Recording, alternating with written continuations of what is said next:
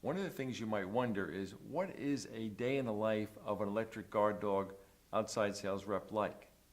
Well, first of all, you need to understand that we divide your market into certain areas we call clusters.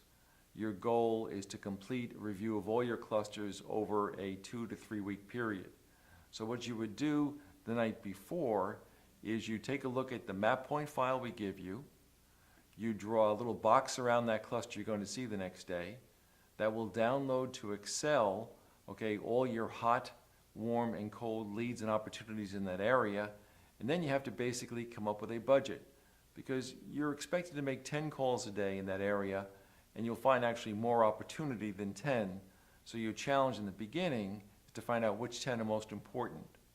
Normally, out of those 10 calls, you'd visit one customer to refresh or reference or get a testimonial, about 4 warm to hot opportunities, about 2 leads that you're trying to develop, and probably 3 cold calls on trying to develop new leads.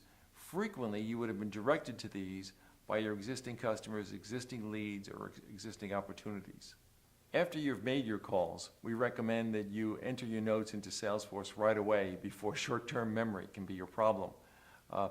You can use your computer, your iPad, your iPhone, and in fact, different representatives use any one of these 3 devices depending on what suits their nature best.